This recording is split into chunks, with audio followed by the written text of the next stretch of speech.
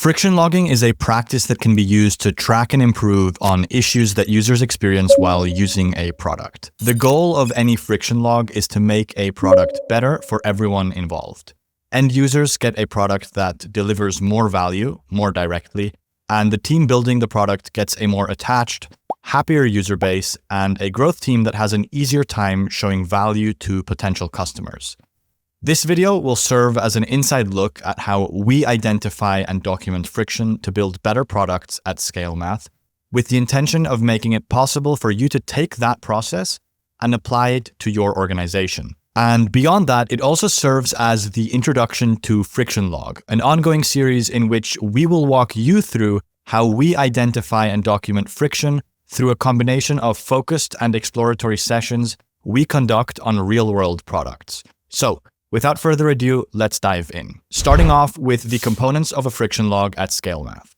The vast majority of friction logs we produce and hand over are accompanied by a video, talking through where the friction occurred and explaining the exact moment you encountered friction in a format where the viewer can actually hear your tone of voice, and the mismatch of expectations is something we believe makes friction logs significantly more valuable. That said, the moment a friction log goes beyond a small bit of confusion with a single feature, it generally becomes more valuable to supplement this with written documentation as well. The simple format we use for written friction logs is 1. Context, 2. Pros and cons, and 3. Your detailed stream of consciousness. Let's break these down and explain what each aims to achieve. Number 1. The context. Here you want to set the stage for your friction log, describe what you are trying to accomplish, generally as in why were you using the product to do something in the first place, as well as what specifically in the product itself you were looking to do. Make sure to set the stage fully. Are you writing this friction log as though you are a brand new user using a feature for the first time, or are you writing this as someone who has used the feature a lot? If unsure, at minimum, make sure this section of your friction log answers the following questions. 1. How experienced are you with the feature? 2. What were you trying to achieve? And 3. Which parts of the feature is this friction log about? Let's move on to section number 2, pros and cons. Once you've outlined the context, we like to include a short list of pros and cons. This is not designed to make the feature or journey that you experienced sound better by sugarcoating it with pros, or sound worse by exaggerating it with cons. But rather, here we want to document the parts of the feature or user journey that were useful and understandable, and the parts where things stopped matching your expectations. This is important as it serves as an overview and sets the stage for part number 3, your detailed stream of consciousness. Last but not least, we have the most important and valuable part of any friction log. This is where, in addition to a supplied video in which your talking may make a start on this, you take the time to write up your stream of consciousness as you encountered friction.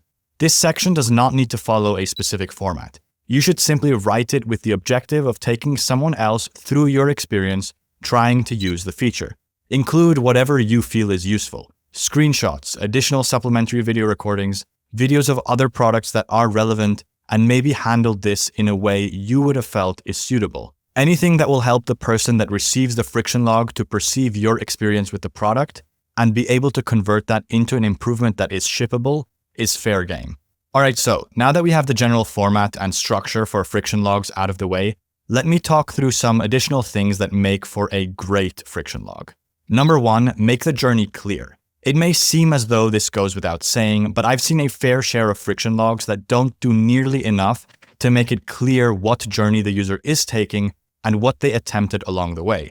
A great friction log is really easy to follow so that people who are involved in the product, especially, will be able to follow it pretty much instantly without having to do research of their own to figure out what the user was trying to do. Number 2, highlight both joy and frustration. While a friction log quite literally serves the purpose of documenting something that could be better, there is still value in being positive. This helps build trust with the people who receive your friction log. You don't want the people reading your friction log to develop negative sentiment towards you as the person giving feedback. Let's be honest, building great products is hard, but so is giving good feedback. It should be inherently obvious in your friction log that you know we all share the same goal of making the product as good as it can possibly be.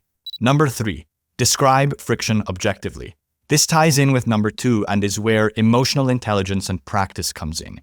You need to stay away from using charged language in favor of being objective.